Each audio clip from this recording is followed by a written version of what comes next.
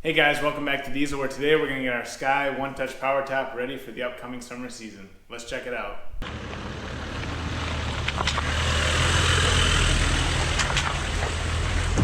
Alright guys, so it's hard to believe, but we're coming up on a year of ownership with this EcoDiesel, and we've maintained everything from, rotating the tires, changing the oil, fuel filters. One key area I think that is going to require maintenance on this Jeep is the One Touch Power Top. It's a newer top. It's got a lot of moving parts. It's not like you're just hard top or your soft top where you just throw it on or throw it off. So I want to stay on top of that and I want to maintain this thing. So that's what we're going to do today is we're going to go through this all the way from lubricating the tracks, clean the tracks out. We're going to clean the top really good and we're going to put a fresh coat of the 303 fabric protector on it.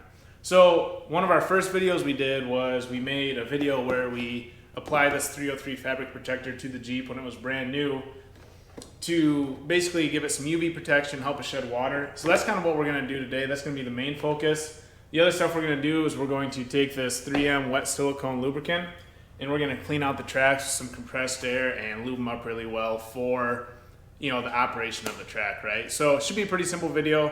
It's going to be a little bit tedious, but that's fine. I want to dive right into it. Before we start, I just want to say, there's a couple special tools or products we're going to use. Number one is a good brush. I have this rag top convertible brush.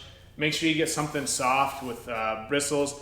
Your typical scrub brush really isn't going to work because it's going to be too hard. You could damage your top. You're going to need some 303 fabric protector if you want to do this. I'm sure there's other products out there, but I love 303. They're made in the USA. Good products. I've used them on this. Great results. Also, we got a kit this time. It comes with the cleaner and the protectant.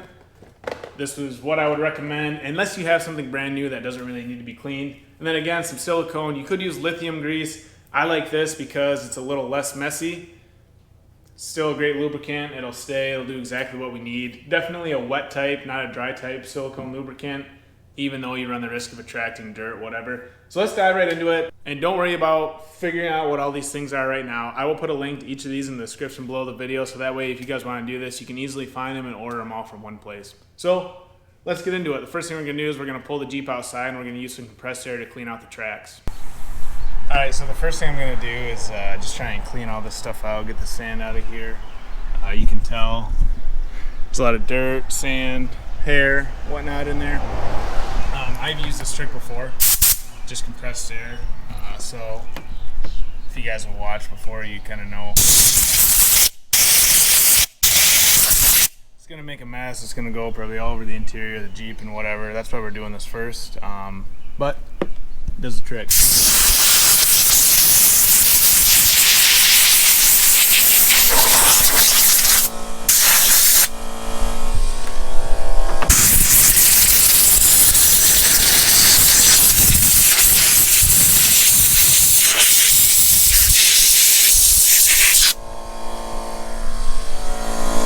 So the next thing I'm going to do is just wipe down all the seals and stuff. If you look up here, you can see, so this is like one of the primary sealing surfaces, and you can just tell it's starting to get pretty dirty. The one up by the front is extremely dirty, probably because your windshield washer fluid and bugs flying up and stuff like that. So what I like to use all the time is just simple green, because it's super super light kind of, but it also does a good job cleaning. So I'm actually not going to spray this on the surface. I'm just going to spray a little bit on my sponge here. I got a wet sponge, and then I should just be able to come along and kind of wipe it down like that. And you can kind of see that crust or that dirt coming up with that. It's kind of tricky to get the back here, as you can tell. And then I'll come back with the clean side. Smoother off there. So I'm going to go around and do the whole way. It's also a good time just to kind of clean the top of your Jeep, because you never see this, but boy, you wouldn't believe the dirt that is up there. So I'm going to go around and do the whole Jeep like that. Then we'll go ahead and close it and clean the top up. So you can already tell the before and the after. That looks quite a bit better. While I'm scrubbing away on this Jeep, it's a good time to tell you guys to make sure you subscribe, so that way you don't miss out when in 6 months I tell you how great all this maintenance worked. So subscribe. Alright, so everything looks pretty clean. Pretty happy with that. The tracks are definitely a lot cleaner. Got a lot of the sand out. So now I'm going to go ahead and close the top. And we are going to get to cleaning the top up real good. Alright, so just before we clean the top, I want to give you a really good before out in the daylight. You know, lots of bird poop, of course. And I think this looks a little more grayish than it should, than it will. It should be a nice true black like that. So the directions on this just say, basically wet it, spray the stuff in, and then scrub it in and rinse it real good. So I'm just going to spray it down with the hose, spray the stuff on, and use that convertible top brush that we got to scrub it real good.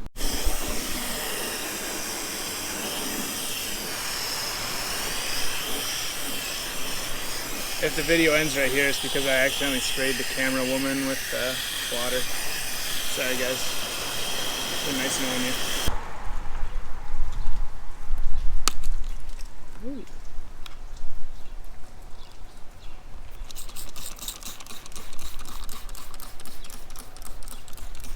So when you spray it on, I think the trick is going to be I'm going to spray it like this, get a bunch on. This bottle's actually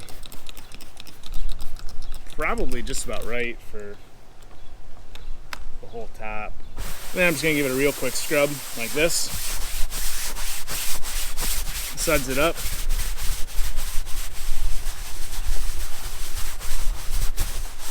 And then we'll come back and we'll scrub it again in a second. I'm going to move around and get the whole thing coated. Get my trigger finger back. I don't really want to make a mess in the garage, but you got to work fast because, man, the stuff just dries right up.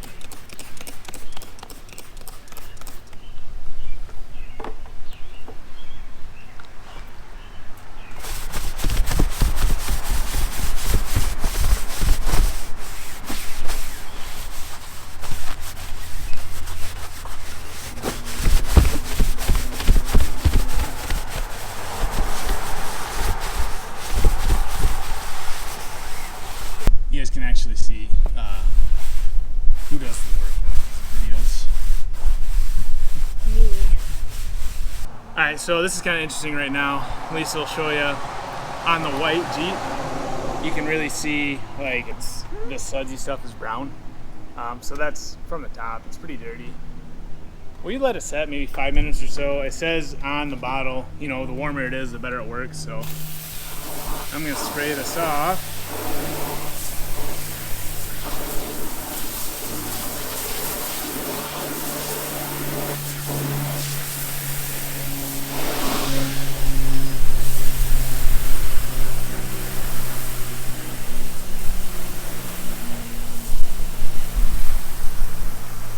You can kind of see that's pretty dirty.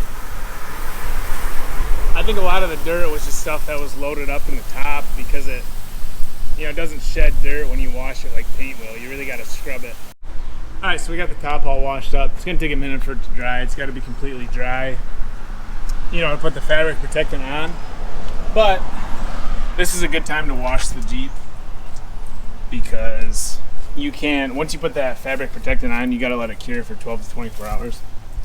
As you guys can tell, this thing is just loaded with bugs. So Lisa and I are going to wash this up and let it sit outside and dry, and then we're going to pull it back in out of the direct sunlight to mask the top and treat it.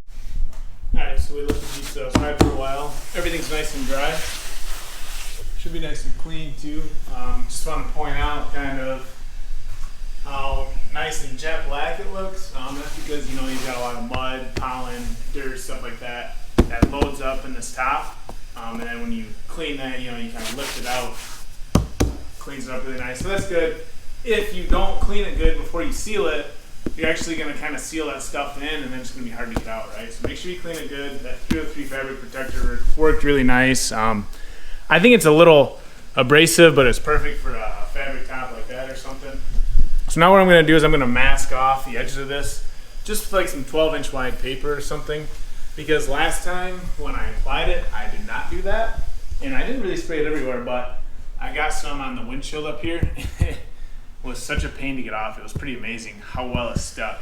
So I'm going to mask everything, and then we'll get to spraying it down. So I'm just going to use some painting masking stuff. We actually have this left over from doing the garage. You can find this at Home Depot. You could use newspaper, anything like that. The key would be make sure you have a decent quality masking tape because you don't want to hurt your, I'm getting dust on here as we speak. You don't want to hurt your paint, right? So I'm going to mask off the corners. So I'm going to cover the seal right here, but I'm not, obviously not the top because we don't want to treat the seals or anything. We just want to treat the fabric part. So I'm going to mask this thing off, and we'll come back and we'll spray the 303 on. I know the masking might seem like overkill, but I assure you, it is worth it. Because as I said, once before, I tried to do it without masking. It was no good, so take your time. Get yourself some materials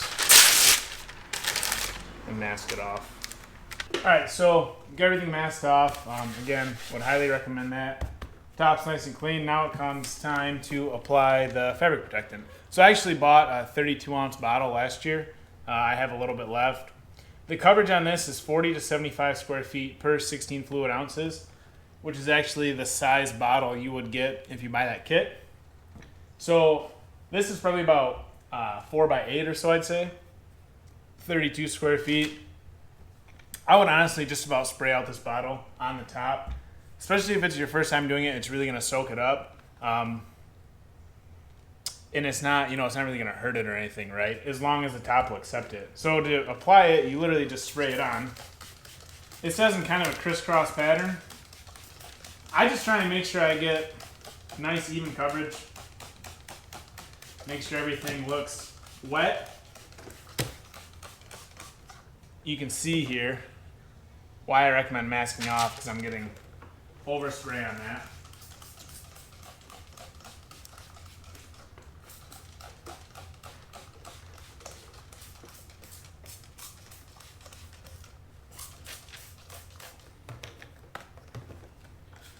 It really has the smell of like a silicone spray, which is how you know it repels the water, right? So I'm gonna go ahead, I'm gonna dump this bottle in here since I already got the sprayer on it. I'm gonna go ahead and spray this out, cover it really good, and then we gotta let it dry. So the other thing with this, it says in the directions, which I think is probably pretty important, is you have to let it cure for 12 to 24 hours.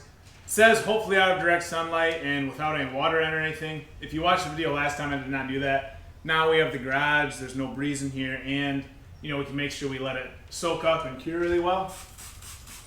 So I would recommend that if you can. Obviously we had good results last year when I didn't follow any of those things. So sometimes you gotta do the best you can with the situation you have. So again, the reason we're doing this is to give it a little bit of water repellent characteristics.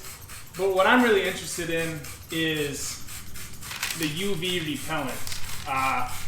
Obviously the sun, you guys should know, it wreaks havoc on things. So the other thing to remember is too, this is not just apply for the one-touch power top, right?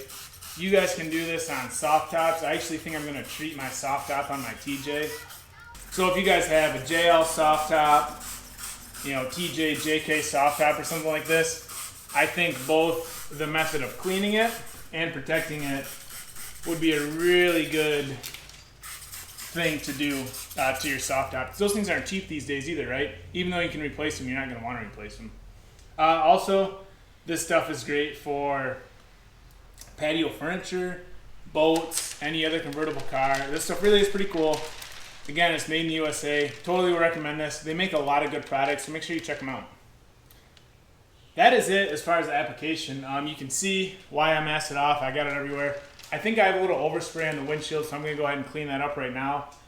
I'm going to let it dry. I might pull it out into the sun actually, because I think I misspoke. I don't think you have to keep it out of the sun to let it cure. So if I pull it out in the sun, it'll dry really fast. I'm going to let this cure probably for a couple hours until it dries. Lisa and I are going to use the Jeep today because there's no rain in the forecast. But you should be good to go. I will try and get a clip of the water beating up on it again because I think that's super cool. But as far as the top application or protection, we should be done now. So the last thing I'm going to do for this video is once this kind of dries up, I'm going to open up the top and I am going to lube those tracks with that silicone spray that we had. That's just going to be kind of the final part of the video, cap it off. And this thing should be good to go for, you know, probably another year as far as the maintenance goes, and hopefully, you know, at least till the end of the summer with the fabric protectant. All right, so now I've got the top open. The last thing to do is just to spray a little bit of that wet silicone in these tracks. So if you look closely in here, you can kind of see there's what looks like some white lithium grease at the top and then at the bottom. So all I'm going to do is I'm just going to take that straw and just kind of wet it up and down and then wet the latch pretty well. Just to give it a little bit of extra. You know, I'm sure we've lost some grease over the time. I don't really want to use white lithium grease just because it's kind of hard to control, and you can overdo it and make it messy. So I think that silicone spray should be pretty good. So I'll put a link to this, of course, in the description below. But it's just a wet type silicone lubricant. You know, I kind of say uses are automotive and stuff like that. So I'm just going to come in here.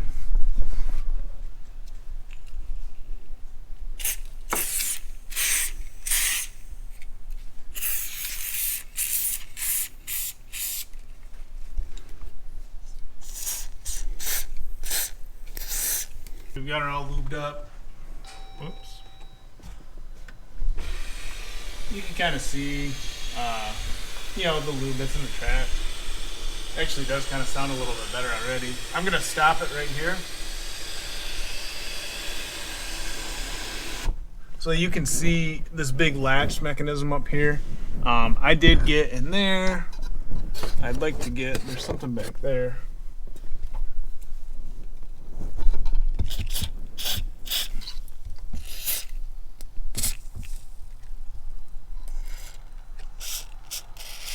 You really don't want to overdo it. And it's kind of hard as I'm doing this. I feel like I'm overdoing it. Because you don't want to make a mess, right?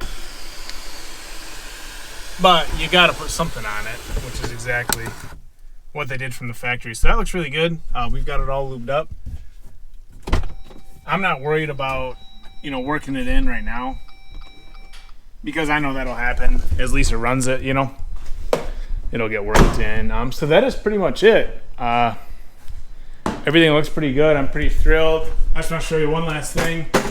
This is only cured for maybe an hour or so, but it does look pretty cool. You've got a nice little sheen on it, if you can tell. I don't know how long that's going to stay for, but it looks cool. And that's kind of exactly what's going to give you your, you know, properties that you're desiring with this, right? As far as the UV protectant, water repellent, things like that. So that does it for today's video, guys. Hopefully that was helpful for you. It does seem a little tedious. It seems a little overkill. But to me, with something like this, you know, maybe took us 2-3 hours of work on a good weekend afternoon. The Jeep is now washed and clean, something we're going to do anyways. And as long as I have a little bit of peace of mind knowing that that one-touch power top is going to, you know, we're going to give it the best chance for success to last, you know, hopefully the life of the Jeep. That makes me feel good. I don't think it's time wasted. You can argue whether it's something you need to do or not, but we'll save that for another day. So thanks for watching, guys. If you have any questions, leave them in the comments down below. Again, I'll post all the items that we use in the description. You know, we'll put those on Amazon for you guys, so that way you can find anything you like. If there's any other materials you guys like to use, definitely wouldn't hesitate to use those. The one thing I would be partial to is the 303 because I've used that before, and that seems like it does a really good job. It's recommended pretty well. So that's it, guys. Thanks for watching. We'll talk to you next time on Diesel. And because by popular demand, I know everyone's going to want to see this, here are the hydrophobic effects of the 303 fabric protectant.